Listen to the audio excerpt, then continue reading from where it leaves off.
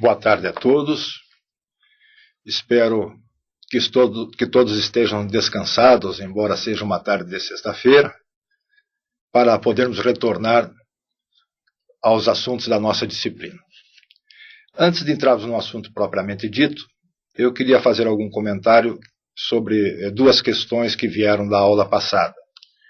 A primeira delas é da Giovana, do Polo de Curitiba. E a Giovana tem a seguinte dúvida. Ela verificou que no site da Paraná Edificações existem planilhas de composição das leis sociais, uma que aparece com desoneração e outra sem desoneração. E a dúvida dela é o que é a desoneração e o que muda nas planilhas. A resposta, Giovana, está na página 79 do nosso fascículo, bem no início da página. Lá diz o seguinte, né? Que a figura 1, denominada planilha orçamentária sintética, apresenta a descrição dos serviços. A informação constante, entre parênteses, com desoneração, remete à Lei número 12.844, de 2013, estabelecendo que as empresas do ramo da construção civil procedam à substituição da contribuição patronal ao INSS de 20% sobre a folha de pagamento para 2% sobre a receita bruta, sendo obrigatória a partir de 1º de novembro de 2013 até 31 de dezembro de 2014. Então, isso que significa a desoneração na planilha. Os nossos técnicos da PRED e da Secretaria de Estado da Infraestrutura e Logística, quando vierem tratar do nosso último assunto, com certeza vão se referir a esse tópico.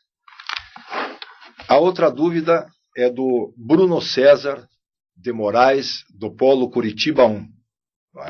E ele se refere à dificuldade de estabelecer uma sequência lógica dos serviços na planilha orçamentária e na discriminação orçamentária. No nosso fascículo, nós temos uma planilha orçamentária e uma discriminação orçamentária de acordo com a lei. Então, a partir da página 41 da apostila, nós já temos algumas informações sobre a planilha orçamentária. Mas na próxima aula que nós vamos desenvolver no dia 25, nós vamos fazer alguns estudos que simplifiquem, né, e que demonstrem uma sequência natural dos serviços de uma obra de edificação, demonstrando a maneira de se compor uma planilha orçamentária ou uma discriminação orçamentária. A nossa aula de hoje trata em grande parte de aspectos ligados à legislação, porque está relacionada principalmente com o projeto básico, entre outros assuntos que vamos tratar. Em virtude disso, nós vamos apresentar aqui um grande número de slides, que foi a única forma que encontrei de termos uma noção razoável desse assunto, né? Nós terminamos a aula passada iniciando a seção 4 do nosso fascículo, que é a seção dos elementos necessários para o orçamento.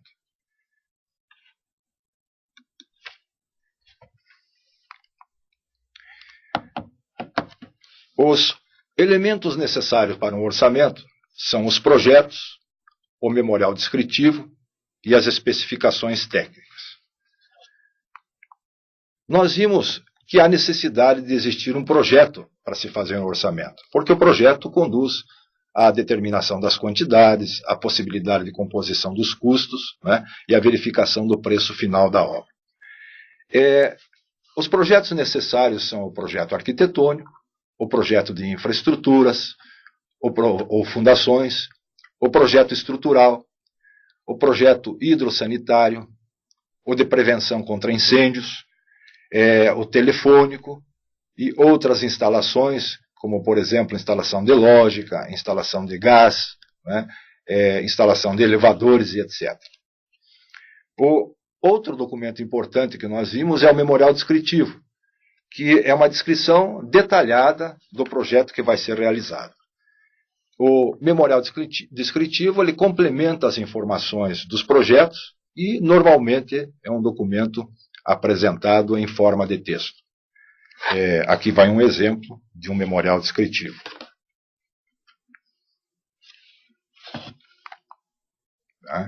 O mesmo exemplo que apresentamos na aula anterior. Então, eu escolhi o item pintura, e aí está, então, no item 1, pintura látex acrílico, 2 demãos nas paredes internas, paredes externas e foros. No item 2, as pinturas das esquadrias metálicas e de madeira serão em esmalte, em 2 demãos. No item 3, resina acrílica incolor, em 2 demãos para concreto aparente. No item 4, a calçada externa ao prédio, toda a entrada e todo o piso que for cimentado receberá 2 demãos de tinta grafite. E no item 5, barrado a óleo até a altura de 1,5 m nas paredes internas e externas. Então, aí está um exemplo de um memorial descritivo. Também são importantes as especificações técnicas, também documentos em forma de textos, que vão complementar e descrevem as regras e condições para a execução da obra. Normalmente é um documento elaborado ainda na fase de planejamento da obra, enquanto estão sendo elaborados os projetos. Algumas vezes as especificações podem estar incluídas nos próprios projetos, no caso de obras menores, de menor importância, mas normalmente é um documento em forma de texto. O conjunto dessas informações, como já vimos na aula passada, nós chamamos de cadernos de encargos. As especificações elas complementam o projeto, fornecem os dados para a execução dos serviços e para a compra de materiais e de equipamentos. Também determinam o tipo de acabamento e influenciam nos prazos e nos custos da obra. Existem especificações de materiais e especificações de serviços. As especificações de materiais indicam os tipos, as marcas, os requisitos de qualidade e outros requisitos necessários para os materiais que serão utilizados na obra. E as especificações de serviço indicam os tipos de serviço e o modo como este serviço deve ser executado. Vamos apresentar alguns exemplos dessas especificações. Então, uma especificação técnica de material, também a mesma da aula passada, mostrando aí uma especificação de agregados. No item 1, os agregados miúdo e graúdo deverão obedecer às especificações da ABNT. No item 2, o agregado graúdo não poderá ser de forma lamelar, deverá ser limpo e com distribuição granulométrica uniforme. Deverão ser utilizadas pedras britadas provenientes de britagem de rochas sãs. E no item 3, como agregado miúdo, será utilizado a areia natural quartzosa ou areia artificial, resultante da britagem de rochas estáveis. Deverá estar isento de substâncias nocivas à sua utilização. E um exemplo de especificação de serviços. Aí o exemplo escolhido foi o de revestimentos e diz no item 1, o chapisco será feito em camada irregular e descontínua de argamassa -1/3, de cimento e areia grossa, para a aderência do revestimento em argamassa. Item 2, o emboço será feito com argamassa de cal em pasta e areia, no traço 1/4, com 10% de cimento. E item 3, o reboco será feito com argamassa de areia fina e cal em pasta, no traço 1/3, com 2% de cimento. Quanto aos elementos necessários para o caso de obras públicas, existe uma legislação pertinente mostrando a necessidade desses elementos. Nós também vamos iniciar na sequência o estudo do projeto básico, que é uma exigência para o caso das obras públicas. Os elementos do projeto básico, ou elementos gerais do projeto básico, são os projetos, o memorial descritivo com as especificações técnicas, os chamados cadernos de encargos, o orçamento e o cronograma físico-financeiro. Importante destacar que todos esses elementos, né, devem estar em conformidade com as normas técnicas vigentes. Para as obras públicas, no que se refere aos elementos necessários, existe uma legislação que determina quais são esses elementos. A Lei Federal 8666/93, também chamada de Lei de Licitações, estabelece normas gerais para licitações e contratos administrativos para os poderes da União, dos Estados e dos municípios. Entre outras condições, estabelece as necessidades mínimas para o projeto básico.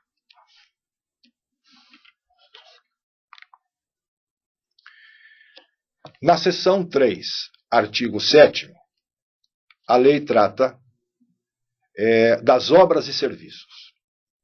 As licitações para a execução de obras e para a prestação de serviços obedecerão ao disposto nesse artigo e, em particular, a seguinte sequência: projeto básico, projeto executivo e execução das obras e serviços. Observem que a primeira necessidade é a existência de um projeto básico. Continuando, a mesma lei, no parágrafo 1º do artigo 7º, diz que a execução de cada etapa será obrigatoriamente precedida da conclusão e aprovação pela autoridade competente dos trabalhos relativos às etapas anteriores, à exceção do projeto executivo, o qual poderá ser desenvolvido concomitantemente com a execução das obras e serviços, desde que também autorizado pela administração. Observem que existe uma sequência determinada para o desenvolvimento das atividades, sendo permitido o desenvolvimento somente do projeto executivo em paralelo com a execução da obra. Continuando.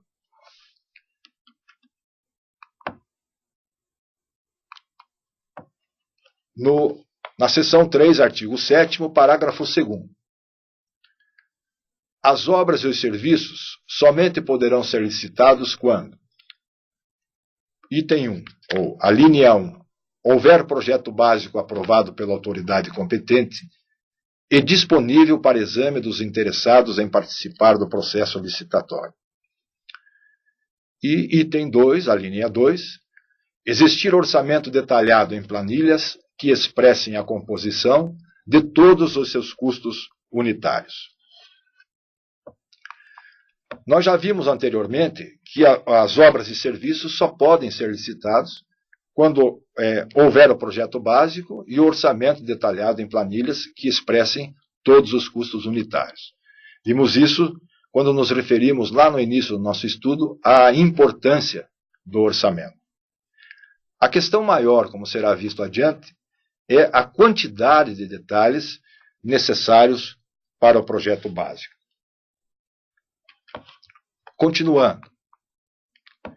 A mesma lei ainda, na mesma seção e no artigo 7º, no seu parágrafo 4º, é vedada ainda a inclusão no objeto da licitação de fornecimento de materiais e serviços sem previsão de quantidades ou cujos quantitativos não correspondam às previsões reais do projeto básico ou executivo. Esse parágrafo determina que todos os serviços devem ter os seus quantitativos levantados. Isto é, nenhum serviço pode existir sem previsão. É importante que nessa hora o orçamentista esteja muito atento para que nenhum item do orçamento fique fora do orçamento. Também é importante lembrar que o levantamento de quantidades deve estar correto, correspondendo às previsões reais do projeto básico. Mais uma vez, é importante aí a atenção do orçamentista, evitando erros nas quantidades. Vejam também o parágrafo 5º da mesma lei. Vocês têm no fascículo da disciplina, lá na página 22.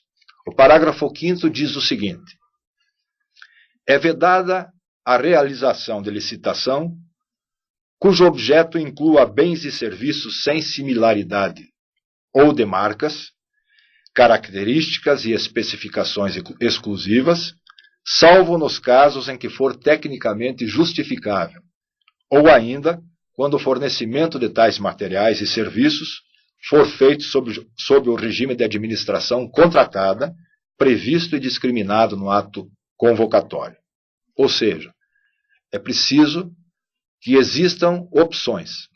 Não pode ser direcionado, por exemplo, para uma marca sem opções de similaridade.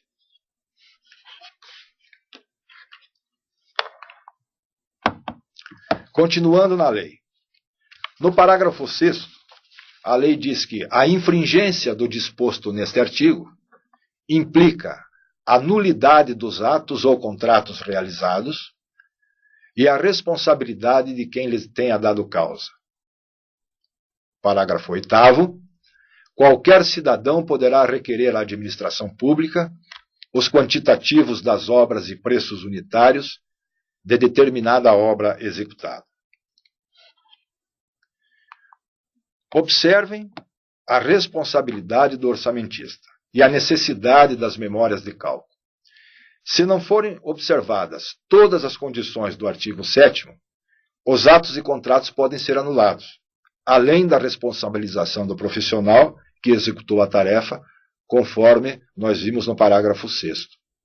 Ainda, em atendimento ao parágrafo 8º, é muito importante que exista uma memória de cálculo do levantamento de quantidades e da composição dos custos unitários, podendo o profissional ser juridicamente responsabilizado pela não existência de tais documentos. Nós vamos iniciar agora um assunto de fundamental importância. Vamos nos referir principalmente ao projeto básico. Existem controvérsias sobre o nível de detalhamento necessário para os projetos, tanto para o desenho como para todos os documentos que compõem o projeto básico.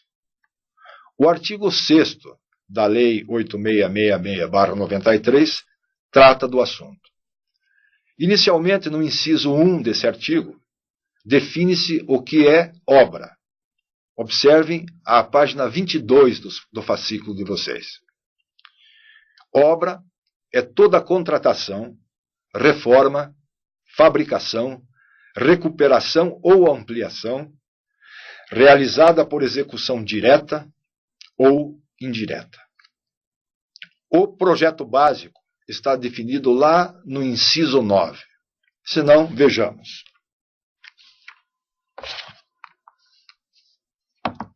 Lei 8666B, artigo 6º, inciso 9. Projeto básico é o conjunto de elementos necessários e suficientes, com nível de precisão adequado, para caracterizar a obra ou serviço, ou complexo de obras ou serviços, objeto da licitação, elaborado com base nas indicações dos estudos técnicos preliminares, que assegurem a viabilidade técnica e o adequado tratamento do impacto ambiental do empreendimento e que possibilite a avaliação do custo da obra e a definição dos métodos e do prazo de execução, devendo conter os seguintes elementos. Item A. Desenvolvimento da solução escolhida de forma a fornecer visão global da obra e identificar todos os seus elementos constitutivos com clareza. Item B. Soluções técnicas globais e localizadas, suficientemente detalhadas, de forma a minimizar a necessidade de reformulação ou de variantes durante as fases de elaboração do projeto executivo e de realização das obras e montagem. Item C. Identificação dos tipos de serviços a executar e de materiais e equipamentos a incorporar à obra, bem como suas especificações que assegurem os melhores resultados para o empreendimento, sem frustrar o caráter competitivo para a sua execução. Item D. Informações que possibilitem o estudo e a dedução de métodos construtivos, instalações provisórias e condições organizacionais para a obra, sem frustrar o caráter competitivo para a sua execução. Item E. Subsídios para a montagem do... acho que pulei aqui. Não. Subsídios para a montagem do plano de licitação e gestão da obra, compreendendo a sua programação, a estratégia de suprimentos, as normas de fiscalização e outros dados necessários em cada caso. E item F. Orçamento detalhado do custo global da obra, fundamentado em quantidades de serviços e fornecimentos propriamente avaliados. É possível verificar que o nível de detalhamento exigido na lei é muito alto, né? Quase o detalhamento de um projeto executivo. Se não, vejam, a lei no inciso 10, ela define o projeto executivo. Então, no inciso 10, projeto executivo. É o conjunto dos elementos necessários e suficientes à execução completa da obra, de acordo com as normas pertinentes da Associação Brasileira de Normas Técnicas, ABNT. Observem, pela definição de projeto básico e de projeto executivo, praticamente não há diferença entre o projeto básico, ou seja, as exigências necessárias para o projeto básico são praticamente as mesmas feitas para um projeto executivo. Como ter as soluções técnicas globais e localizadas, identificar os serviços e equipamentos, definir os métodos construtivos e as condições organizacionais da obra, sem o nível de um projeto executivo, né? Por exemplo, na execução de um projeto estrutural, se para ser feito esse projeto há necessidade de se fazer todo o dimensionamento, ele já não seria um projeto executivo, não é mesmo? Uma outra instituição que trata do detalhamento do projeto básico é o Conselho Federal de Engenharia e Agronomia, o CONFIA. O CONFIA trata desse assunto através de uma resolução de número 361 de 1991. Ela traz informações muito parecidas com as informações da Lei 8666/93. E vocês dispõem dessa resolução nas páginas 23, 24 e 25 do fascículo. Eu gostaria que vocês fizessem depois uma leitura bem aprofundada da resolução e comparassem com aquilo que a norma está definindo para o projeto básico.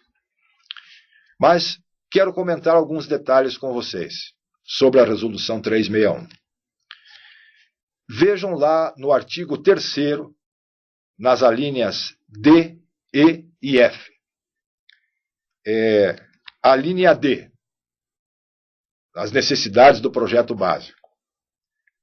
Adotar soluções técnicas, quer para o conjunto, quer para as suas partes, devendo ser suportadas por memórias de cálculo e de acordo com critérios de projeto pré-estabelecidos, de modo a evitar e ou minimizar reformulações e ou ajustes acentuados durante sua fase de execução. Ou seja, pede um nível de detalhamento de modo que não tenha que existir mudanças na hora de fazer o projeto executivo. A linha E, identificar e especificar sem omissões os tipos de serviços a executar, os materiais e equipamentos a incorporar à obra. E na linha F, definir as quantidades e os custos de serviços e fornecimentos com precisão compatível com o tipo e porte da obra, de forma a ensejar a determinação do custo global com precisão de mais ou menos 15%. Guardem bem essa linha F e esse número, essa precisão de 15%, que nós vamos voltar a abordar esse assunto um pouco mais adiante na aula. Também observem o artigo 4º e o seu parágrafo 1º. O artigo 4º diz o seguinte: o responsável técnico pelo órgão ou pela empresa pública ou privada, contratante da obra ou serviço, definirá, obedecendo às conceituações contidas nesta resolução, os tipos de projeto básico que estão presentes em cada empreendimento, objeto de licitação ou contratação.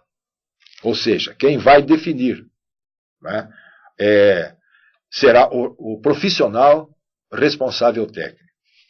No parágrafo 1º, o nível de detalhamento dos elementos construtivos de cada tipo de projeto básico, tais como desenhos, memoriais descritivos, normas de medições e pagamentos, cronograma físico, cronograma financeiro, planilhas de quantidades e orçamentos, plano gerencial e, quando cabível, especificações técnicas de equipamentos a serem incorporados à obra, devem ser tais que informem e descrevam com clareza, precisão e concisão o conjunto da obra e cada uma de suas partes. Para se poder estabelecer com clareza, precisão e concisão, né, todo o conjunto da obra e cada uma das suas partes, com certeza há necessidade de ter projetos com detalhamento suficiente. Ainda no artigo 7º, se comenta sobre a ART, a necessidade de recolhimento de ART, e claro que no caso dos arquitetos, do RRT, do Registro de Responsabilidade Técnica. Ora, se os projetos e documentos devem atender todas essas exigências citadas, já não seria um projeto executivo? Uma outra instituição que trata do projeto básico é o Instituto Brasileiro de Auditoria de Obras Públicas, que disciplina essa matéria numa orientação técnica OT-IBR 001/2006. Essa orientação técnica visa uniformizar o entendimento de projeto básico conforme está descrito na Lei 8.666/93. É um documento que detalha ainda mais o projeto básico e com um nível ainda maior de exigência. O item 4 do documento traz a definição do projeto básico. O item 5 mostra o conteúdo técnico, mais especificamente no que se refere aos desenhos, memorial descritivo, especificação técnica, orçamento desmembrado em planilhas de custos e composição de custo unitário, e mais ainda o cronograma físico-financeiro, conforme podemos observar a seguir.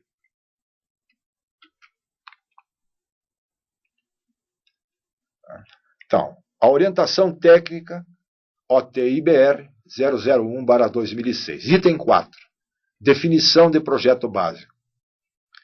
Projeto básico é o conjunto de desenhos, memoriais descritivos, especificações técnicas, orçamento, cronograma e demais elementos técnicos necessários e suficientes à precisa caracterização da obra a ser executada, atendendo às normas técnicas e à legislação vigente, elaborado com base em estudos anteriores, que assegurem a viabilidade e o adequado tratamento ambiental do empreendimento.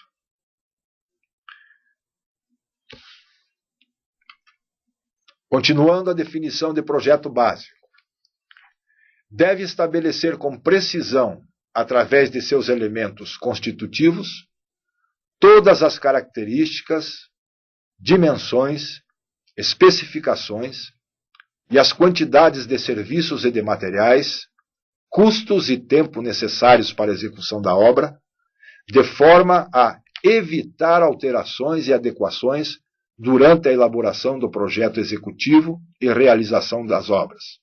Observem que na resolução do CONFIA falava-se de forma a evitar ou minimizar alterações no projeto básico. Aqui já é enfático, de forma a evitar alterações e adequações durante a elaboração do projeto executivo e da realização das obras. Continuando.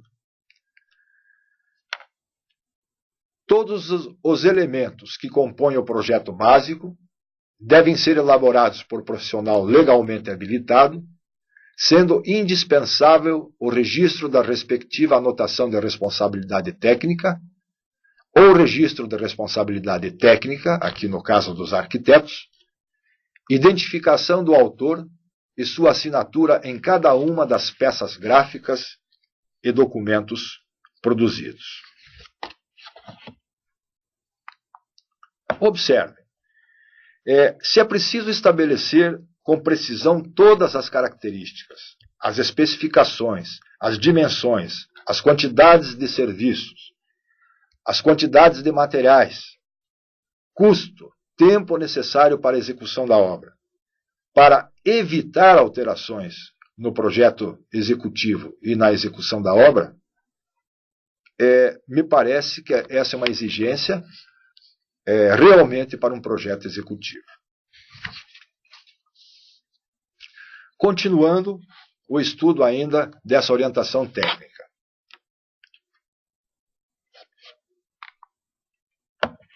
O conteúdo técnico necessário. Todo projeto básico deve apresentar conteúdos suficientes e precisos, tais como os descritos nos itens 5.1 a 5.5, representados em elementos técnicos de acordo com a natureza, porte e complexidade da obra de engenharia.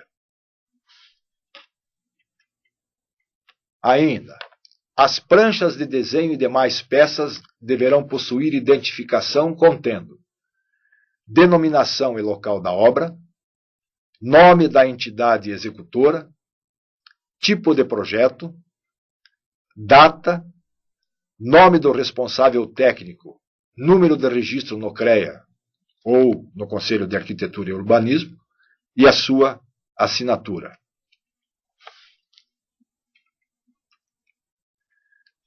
Para o desenho, representação gráfica do objeto a ser executado, elaborada de forma a permitir sua visualização em escala adequada, demonstrando formas, dimensões, funcionamento e especificações, perfeitamente definida em plantas, cortes, elevações, esquemas e detalhes, obedecendo às normas técnicas pertinentes. Vamos ver o que se fala em relação ao memorial descritivo. Descrição detalhada do objeto projetado, na forma de texto, onde são apresentadas as soluções técnicas adotadas, bem como suas justificativas necessárias ao pleno entendimento do projeto, complementando as informações contidas nos desenhos referenciados no item anterior, no item 5.1. No que se refere às especificações técnicas, texto no qual se fixam todas as regras e condições que devem seguir que se devem seguir para a execução da obra ou serviço de engenharia, caracterizando individualmente os materiais, equipamentos, elementos componentes, sistemas construtivos a serem aplicados e o modo como serão executados cada um dos serviços, apontando também os critérios para sua medição. No que se refere ao orçamento. O que é o orçamento? Avaliação do custo total da obra, tendo como base preços dos insumos praticados no mercado, ou valores de referência e levantamentos de quantidades de materiais e serviços, obtidos a partir do conteúdo dos elementos descritos nos itens 5.1, 5.2 e 5.3, os desenhos, memorial descritivo e especificações técnicas, sendo inadmissíveis apropriações genéricas ou imprecisas, bem como a inclusão de materiais e serviços sem previsão de quantidades. Continuando ainda no orçamento. O orçamento deverá ser lastreado em composições de custos unitários e expresso em planilhas de custos e serviços, referenciadas à data de sua elaboração. O valor do BDI, considerado para compor o preço total, deverá ser explicitado no orçamento. Ainda, nos referindo ao orçamento, na questão da planilha de custos e serviços. A planilha de custos e serviços sintetiza o orçamento e deve conter, no mínimo, discriminação de cada serviço, unidade de medida, quantidade, custo unitário e custo parcial. Custo total orçado, representado pela soma dos custos parciais de cada serviço e ou material. Nome completo do responsável técnico, seu número de registro no CREA, consequentemente também no Conselho de Arquitetura e Urbanismo, e assinatura. Ainda continuando com o orçamento. Para a composição de custo unitário de serviço. Cada composição de custo unitário define o valor financeiro a ser despendido na execução do respectivo serviço e é elaborada com base em coeficientes de produtividade, no caso da mão de obra, de consumo e aproveitamento dos insumos e seus preços coletados no mercado, devendo conter, no mínimo, item A. Discriminação de cada insumo, unidade de medida, sua incidência na realização do serviço, preço unitário e custo parcial. Item B. Custo unitário total do serviço, representado pela soma dos custos parciais de cada insumo. Para o caso de se utilizarem composições de custos de entidades especializadas, a fonte de consulta deverá ser explicitada.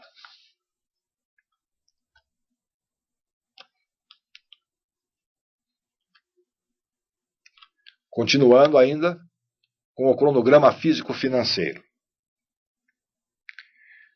É a representação gráfica do desenvolvimento dos serviços a serem executados ao longo do tempo de duração da obra, demonstrando em cada período o percentual físico a ser executado e o respectivo valor financeiro despendido.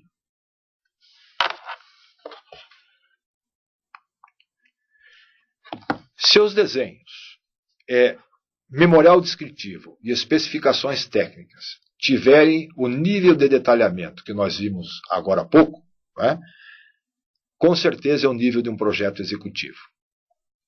Ainda, pessoal, o item 6 dessa chamada orientação técnica, ela mostra os elementos técnicos por tipo de projeto, por tipo de obra, explicitando os conteúdos técnicos dos desenhos, dos memoriais e da especificação. Esses elementos eu vou apresentá-los a seguir, e vocês têm essas informações em uma tabela que está lá nas páginas 29, 30 e 31 do fascículo. Esses elementos técnicos são, então, os seguintes.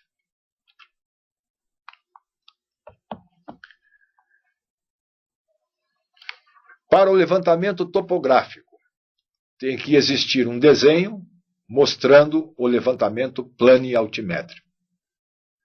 Para a sondagem do terreno, deve existir um desenho mostrando a locação dos furos e um memorial com a descrição das características do solo e o perfil geológico do terreno. Para o projeto arquitetônico, o desenho deve conter a planta de situação, a implantação com os níveis de implantação da obra, plantas baixas e de cobertura, cortes e elevações, detalhes que possam influenciar no valor do orçamento, indicação de elementos a demolir e a executar em caso de reforma e ampliação. No projeto de terraplenagem, no desenho, a implantação com indicação dos níveis originais e dos níveis propostos, o perfil longitudinal e seções transversais tipo, com indicação da situação original e proposta de taludes e contenção de terra. No memorial, o cálculo de volume de corte e aterro e o quadro resumo de corte e aterro. E deve ainda existir a especificação dos materiais de aterro.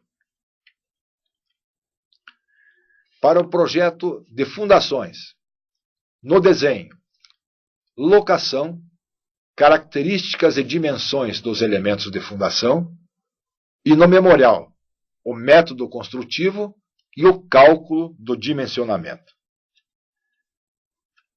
Para o projeto estrutural, no desenho, planta baixa com lançamento da estrutura, com cortes e elevações, se necessários.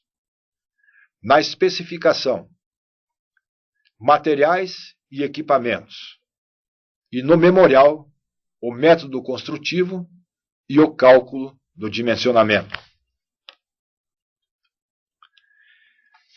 Para o projeto de instalações hidráulicas, no desenho, planta baixa com marcação da rede de tubulação, água, esgoto, águas pluviais e drenagem, prumadas e reservatório, esquema de distribuição vertical.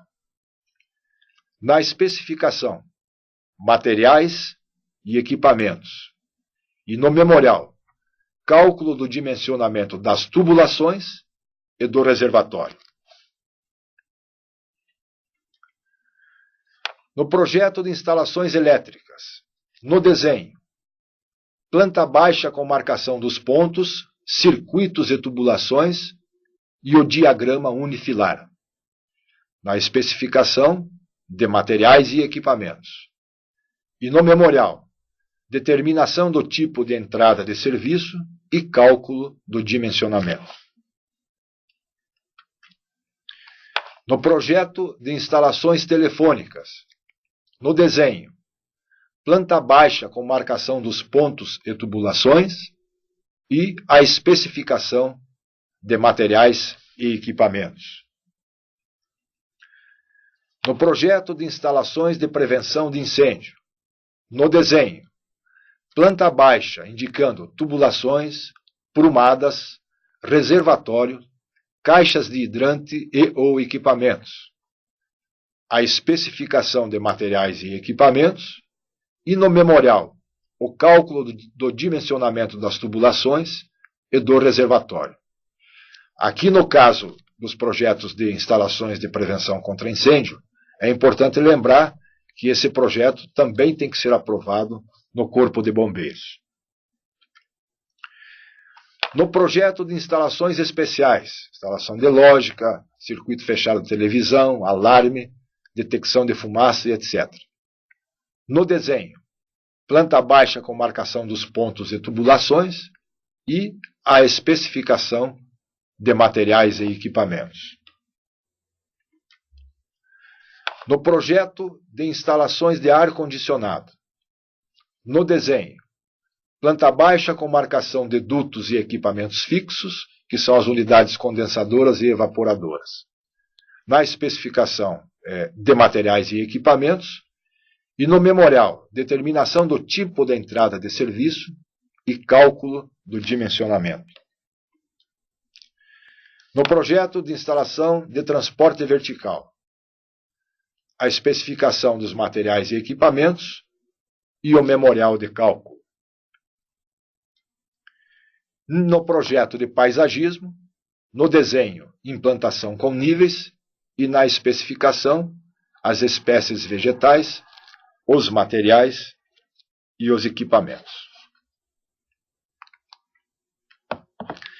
Vejam que o nível de detalhamento de todos esses projetos é muito alto, não é? E, sem dúvida, remete a um projeto executivo e não a um projeto básico. Muito bem, pessoal. Já apresentei muitos slides para vocês, não é?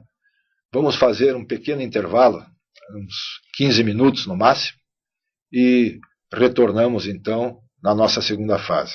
Nesse tempo eu posso aproveitar para verificar se existem algumas dúvidas dos nossos residentes. Até daqui a pouquinho.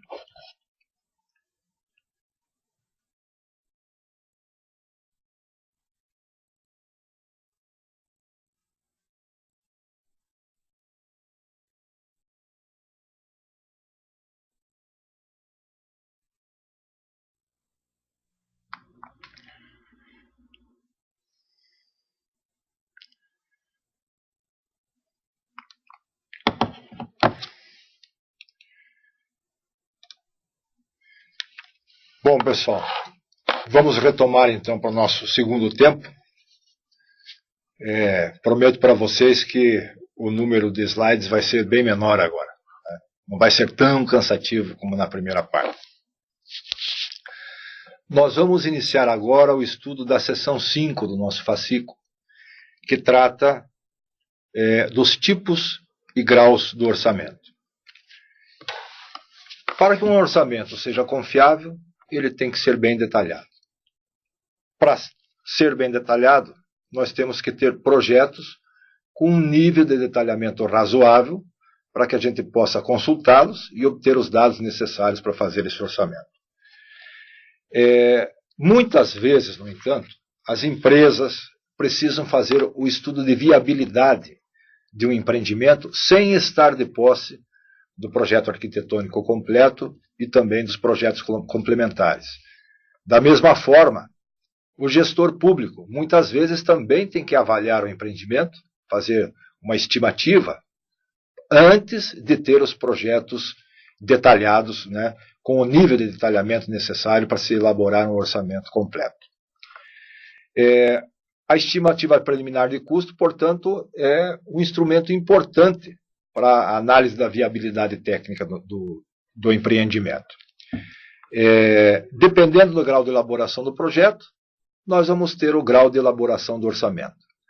E dependendo do grau de elaboração do orçamento, nós podemos classificá-los da seguinte maneira.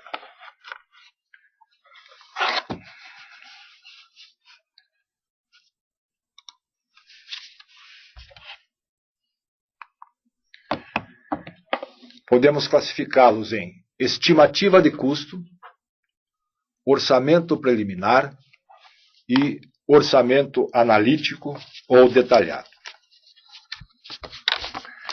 O que é a estimativa de custo?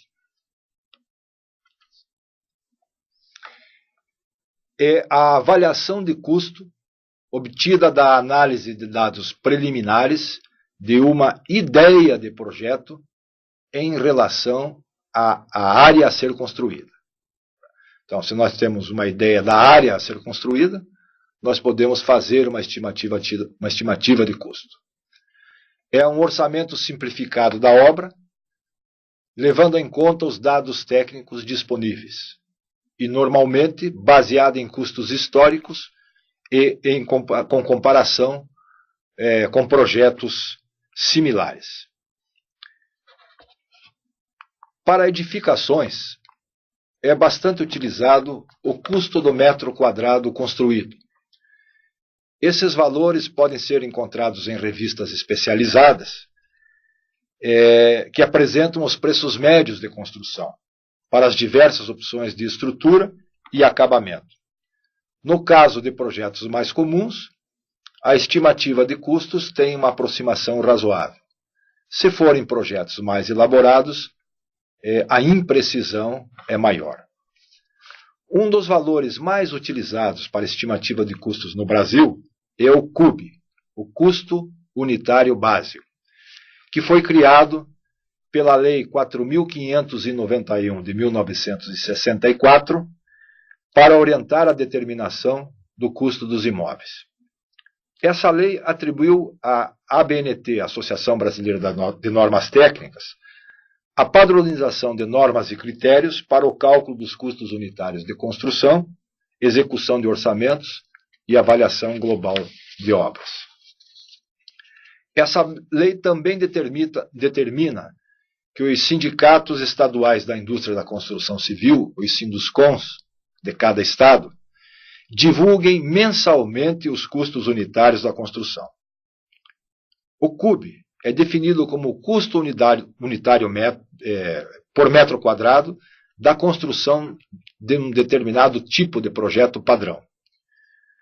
A norma NBR 12.721 de 2006, cujo nome é Avaliação de Custos de Construção para Incorporação Imobiliária e outras disposições para condomínios edilícios, entre várias determinações relacionadas com a avaliação de custo de construção para a incorporação imobiliária, estabelece de maneira pormenorizada a metodologia para o cálculo do CUB e caracteriza os diversos projetos padrão. Nas tabelas, os custos são divididos de acordo com a unidade autônoma, o tipo de construção e o número de quartos, o número de pavimentos e o padrão de acabamento. Os slides a seguir vão apresentar esses detalhes. Então, os projetos padrão conforme a NBR 12.721 de 2006. R1B é uma residência unifamiliar, padrão baixo, B é de baixo, 1 pavimento e 2 dormitórios. R1N, residência unifamiliar, padrão normal, 1 pavimento, 3 dormitórios. R1A, residência unifamiliar, padrão alto, 1 pavimento, 4 dormitórios. RP1Q, residência unifamiliar popular, 1 pavimento e 1 dormitório. PIS, residência multifamiliar, projeto de interesse social, com o pavimento térreo e 4 pavimentos tipo. PPB, residência multifamiliar, é um prédio popular, padrão baixo, 1 pavimento térreo e 3 pavimentos tipo. PPN, residência multifamiliar, é um prédio popular padrão normal, pilotis e 4 pavimentos tipo. R8B, residência multifamiliar padrão baixo, pavimento térreo e 7 pavimentos tipo. R8N, residência multifamiliar padrão normal, garagem, pilotis e 8 pavimentos tipo. R8A, residência multifamiliar padrão alto, garagem, pilotis e 8 pavimentos tipo. R16N, residência multifamiliar padrão normal, garagem, pilotis e 16 pavimentos tipo. R16A, residência multifamiliar padrão alto, garagem, pilotis e 16 pavimentos tipo. CSL8, edifício comercial com lojas e salas, com garagem, pavimento térreo e 8 pavimentos tipo. CSL16, edifício comercial com lojas e salas, com garagem, pavimento térreo e 16 pavimentos tipo. CAL8, edifício comercial, andares livres, com garagem, pavimento térreo e 8 pavimentos tipo. E GI, galpão industrial. É uma área composta de um galpão com área administrativa, 2 banheiros, um vestiário e um depósito.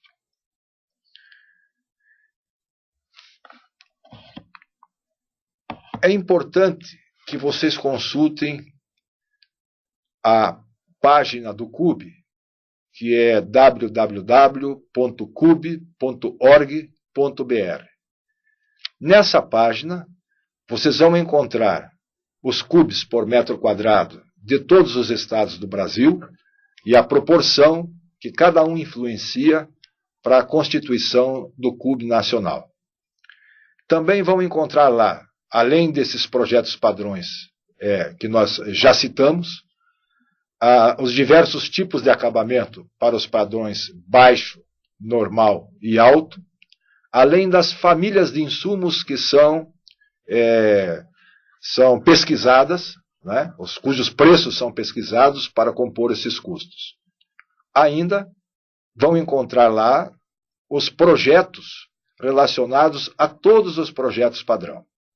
Nesse site existe lá uma cartilha sobre o CUB que foi feito pelo Sinduscom de Minas Gerais. É um documento muito completo, bastante interessante, de bastante utilidade. E seria muito bom que todos vocês pudessem acessá-lo, até porque nas nossas atividades de avaliação vai ser necessário a consulta a esse documento. O outro tipo de orçamento. Então, nós vimos orçamentos, estimativa de custo, orçamento preliminar e orçamento analítico ou detalhado. O outro tipo de orçamento é o orçamento preliminar.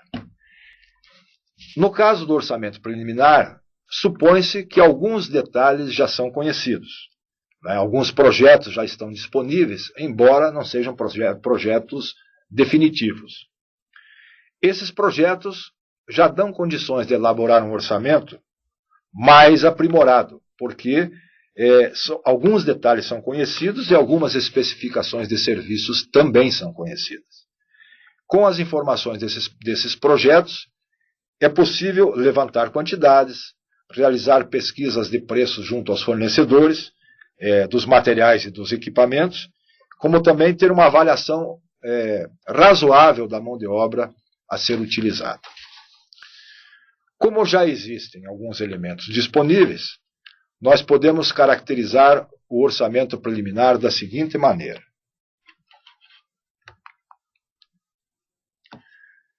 É uma avaliação do custo obtida por meio de levantamento e estimativa de quantidade de materiais, serviços e equipamentos, e pesquisa de preços médios usualmente utilizados a partir do anteprojeto da obra. Como ainda não se dispõe de elementos mais definitivos, os projetos, os memoriais e as especificações, ainda é uma avaliação do custo. Porém, é um trabalho mais detalhado do que a estimativa de custos. Existe uma quantidade maior de indicadores e, portanto, o grau de incerteza é menor. Segundo alguns estudiosos, é possível utilizar alguns levantamentos expeditos para levantar algumas quantidades, como nós vamos exemplificar a seguir.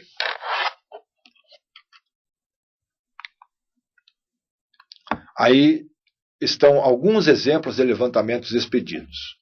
Por exemplo, área de formas em metros quadrados. igual ao volume de concreto em metros cúbicos, multiplicado por 12. Peso de aço em quilogramas, igual ao volume de concreto em metros cúbicos, multiplicado por 100. O volume total de concreto em metros cúbicos, a área construída, multiplicado pela espessura média. Eu já vou fazer alguns comentários na sequência sobre essa espessura média. O volume de remoção de entulho, igual ao volume de demolição, vezes 2. Então, são levantamentos expedidos. No caso das espessuras que estão citadas no slide anterior, para estruturas abaixo de 10 pavimentos, a espessura média varia de 12 a 16 centímetros. Se for acima de 10 pavimentos, varia de 16 a 20 centímetros. Então, é possível estimar o volume do concreto com a área conhecida, e com esse volume de concreto é possível estimar, então, a área de formas e a área e o peso do aço necessários, né, com valores aproximados. Existem ainda outros exemplos que podem ser citados. Por exemplo, para vigas com dimensões normais, vigas, por exemplo, de 20 por 40 centímetros ou de 20 por 50 centímetros, a área de formas seria entre 12 e 14 metros quadrados para cada metro cúbico de concreto. O peso do aço seria de mais ou menos 120 quilogramas para cada metro cúbico de concreto. No caso de pilares com dimensões normais, para prédios, na ordem de 20 por 30, 20 por 50, a área de formas aproximadamente de 20 a 30 metros quadrados por metro cúbico de concreto. E o peso de aço é aproximadamente 80 quilogramas por metro cúbico de concreto. Existem ainda vários outros levantamentos expedidos que são encontrados em alguns manuais de construção que estão disponibilizados, né? É importante lembrar que esses índices eles são obtidos da experiência e da comparação ou observação das obras similares àquela que está sendo construída. Portanto, devem ser utilizados com bastante cautela, né? A bibliografia traz esses índices. O terceiro tipo de orçamento, então nós vimos a estimativa de custos, o orçamento preliminar, e agora vamos ver o terceiro tipo de orçamento, que é o orçamento analítico ou detalhado. Esse orçamento já espelha o custo da obra com maior precisão. Aqui já se pressupõe que existe o projeto básico e os custos são baseados em composições de custos unitários, né, e da pesquisa dos preços dos insumos. As composições de custos unitários devem estar baseadas nas especificações técnicas, que já devem ter um nível de detalhamento suficiente, e também em critérios de medição que devem estar bem definidos. O orçamento detalhado serve como base para a licitação da obra, além de ser uma ferramenta importante no controle dos custos.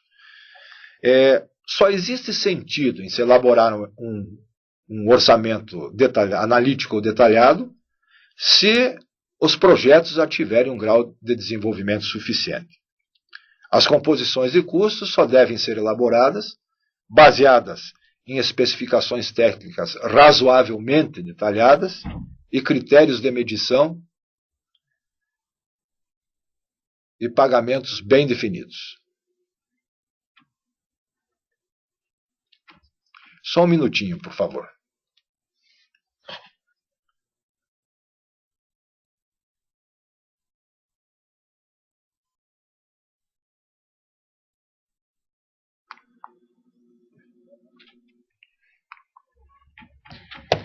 Pessoal, nós tivemos um problema técnico na transmissão e não conseguimos detectar onde ela foi interrompida. Então, eu vou retomar aqui, falando sobre o orçamento preliminar, e se depois estiver faltando algum assunto, a gente verifica na gravação e na próxima aula nós complementamos aquilo que estiver faltando. Então nós vimos os 3 tipos de orçamento conforme o seu grau de precisão. A estimativa de custo, o orçamento preliminar e o orçamento detalhado ou analítico. Então, o orçamento preliminar já se supõe que se conhece alguns detalhes dos projetos. Já estão disponíveis, embora não definitivos. Esses projetos já dão condições de elaborar um orçamento um pouco mais detalhado, porque já são conhecidos alguns detalhes dos projetos e é possível, então, levantar quantidades, realizar consultas de preço junto aos fornecedores, preço de materiais e de equipamentos e etc. Bem como ter uma noção razoável da necessidade da mão de obra. Como já existem alguns elementos disponíveis, nós podemos caracterizar o orçamento preliminar da seguinte maneira. Então, é uma avaliação do custo, obtida por meio de levantamento e estimativa de quantidade de materiais, serviços e equipamentos, e pesquisa de preços médios, usualmente utilizados a partir do anteprojeto da obra. Vejam que, como nós não dispomos ainda de elementos definitivos, ainda é uma avaliação de custo. Porém, é um trabalho mais detalhado do que a estimativa de custos, porque já existe uma quantidade maior de indicadores e o grau de incerteza é menor. Alguns estudiosos entendem que é possível fazer alguns levantamentos expeditos de materiais, conforme vamos ver a seguir.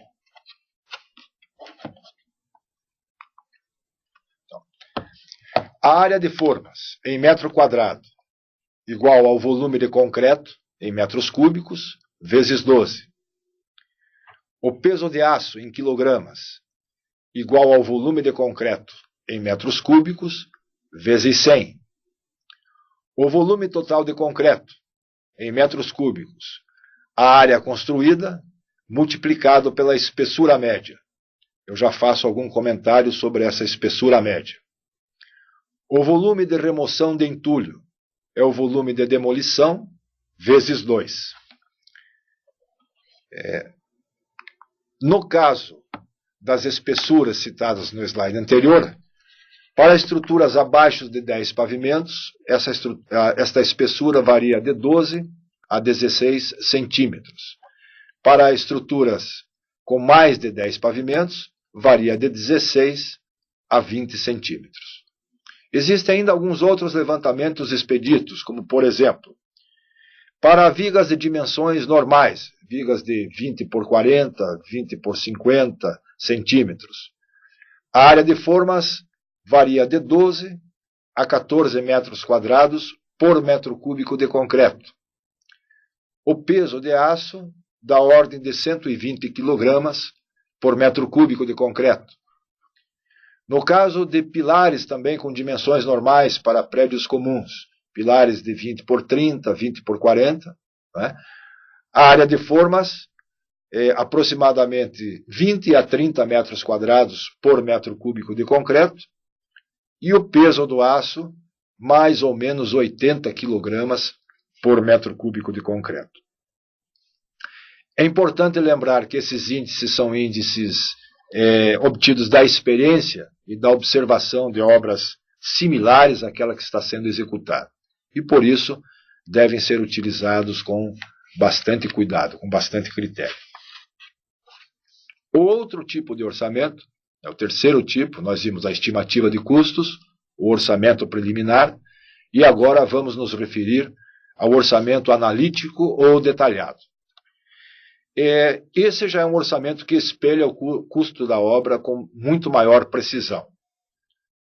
Presume-se, né, que o projeto básico já é disponível e, portanto, os orçamentos são baseados em planilhas de custos unitários e em especificações já suficientemente detalhadas.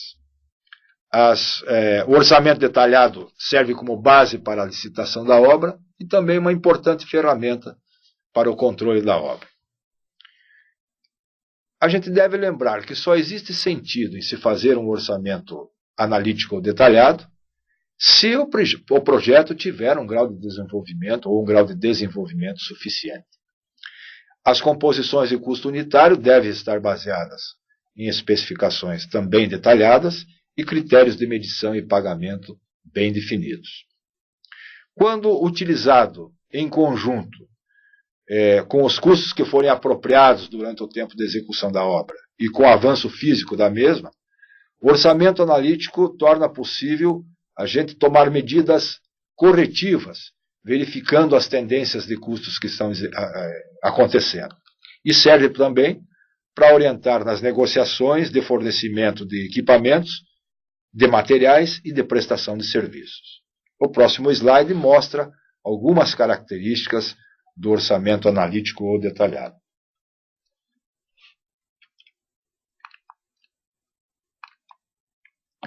Então, o orçamento analítico ou detalhado tem uma precisão muito maior, é baseado em composições de custos e pesquisas de preços dos insumos, presume-se a existência do projeto básico ou executivo, a existência de especificações técnicas detalhadas e critérios de medição e pagamento bem definidos, serve como base para a licitação da obra e é uma ferramenta para o controle de custos. Vamos verificar agora a seção 6 do nosso fascículo, que trata do nível de detalhamento e precisão do orçamento de obras públicas. Nós já verificamos a necessidade do orçamento de obras públicas na legislação, mais especificamente quando tratamos do projeto básico. Embora o gestor público possa fazer uso da estimativa de custos para um início de estudo de viabilidade do empreendimento, nós sabemos que as obras e os serviços só podem ser licitados quando houver projeto básico e existir orçamento detalhado em planilhas de custos unitários. A lei especifica as características do projeto básico, mas não fala nada sobre a precisão do orçamento.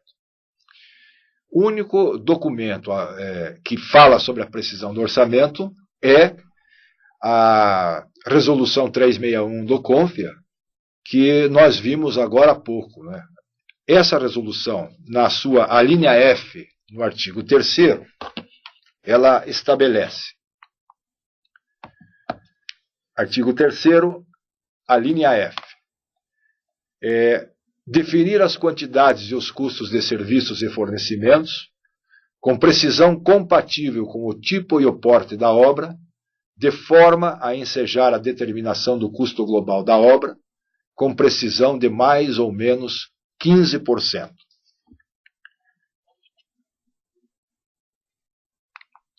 Conforme comentamos anteriormente, o grau de detalhamento do projeto tem um impacto direto no grau de detalhamento do orçamento.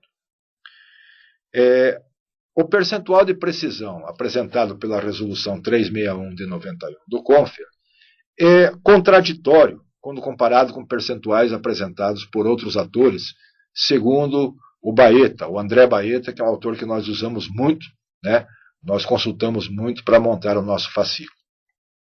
Para esse autor, a precisão deveria ser bem maior no caso de se existir o projeto básico. E ele entende que essa divergência ela existe porque a resolução foi promulgada 2 anos antes da lei. Existe um outro autor, que é o Roberto Salles Cardoso, e que está citado no livro do Baeta, e que, conforme a fase de desenvolvimento dos projetos, apresenta um quadro para o nível de precisão do orçamento.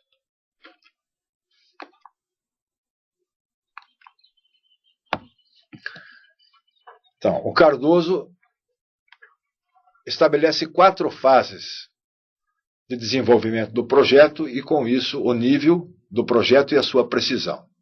Então, na fase 1, existem as primeiras decisões sobre o projeto. O nível do projeto ainda, da sua execução, é de mais ou menos 2% e a precisão é de mais ou menos 50%. Na fase 2, O projeto arquitetônico já está avançado e os projetos de engenharia estão em desenvolvimento. O nível do projeto é de mais ou menos 15% e a precisão também de mais ou menos 15%.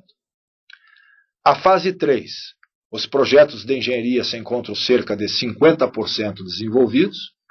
O nível do projeto geral está entre 20% e 40% e a precisão de mais ou menos 10%. E na fase 4, todas as informações para a confecção da planilha orçamentária detalhada estão disponíveis. O projeto de 50% a 100% e a precisão de mais ou menos 5%. No entanto, eu entendo que os estudos seguintes que vamos apresentar apresentam soluções mais lógicas para o nível de precisão do orçamento de obras públicas. Se levarmos em consideração que, em termos de precisão do orçamento, o projeto básico, conforme está sendo exigido, proporciona um grau de detalhamento idêntico ao de um projeto executivo, definido nos termos da Lei 8666/93, a precisão deveria ser melhor do que aquela que está estabelecida na Resolução 361 do CONF. Analisando todas as informações, a precisão do orçamento em função da sua fase de projeto está apresentado, então, na tabela a seguir.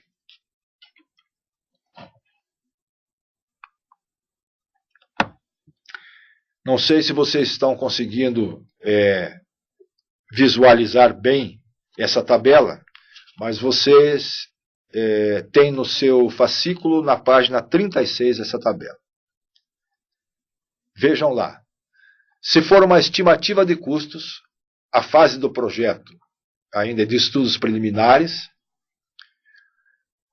O cálculo do preço é feito por uma área de construção multiplicada por um indicador ou o uso de uma curva de custos, e a margem de erro admissível é de mais ou menos 30%. Se for o orçamento preliminar, a fase de projeto é o anteprojeto. O cálculo do preço é baseado em quantitativos de serviços apurados em plantas ou estimados por meio de índices médios e custos de serviços tomados em tabelas referenciais, e a margem de erro é de mais ou menos 15%. Se for um orçamento detalhado ou analítico inicial, já existe o projeto básico. O cálculo de preço é baseado em quantitativos de serviços apurados no projeto e custos obtidos em composições de custos unitários, com preços de insumos oriundos de tabelas referenciais ou pesquisa de mercado, incluindo as peculiaridades e porte de cada obra. E a precisão é de mais ou menos 5% a 10%. E se for um orçamento detalhado ou analítico final, um projeto executivo ou as-built, como feito, todos os quantitativos apurados no projeto e custos de serviços obtidos em composições de custos unitários, com preços de insumos negociados. E a precisão seria de mais ou menos 5%. No nosso caso, estaríamos ali no terceiro caso, no orçamento detalhado ou analítico inicial, e entende-se então que o nível de precisão seria de mais ou menos 5% a 10%. Nós iríamos ainda desenvolver hoje a etapa 7 do nosso fascículo, que trata das etapas da orçamentação. No entanto, com esse pequeno problema técnico que aconteceu, não há nenhum problema em que a gente desenvolva esse assunto na nossa próxima aula. Quero lembrá-los que na sexta-feira que vem é recesso aqui na universidade, portanto vocês vão estar livres de mim, e que vamos retomar no dia 25. Ainda quero ver se consigo disponibilizar para todos a nossa primeira avaliação ainda na segunda-feira. Disponibilizar no AVA para que todos possam iniciar o trabalho da primeira avaliação. As dúvidas que ainda desta aula, eu vou verificar ainda durante a semana e a gente vai ter muita satisfação em estar respondendo a todos que questionaram. Muito obrigado pela paciência que tiveram até agora. Um ótimo final de semana a todos. E no encontro da nossa aula, até o dia 25.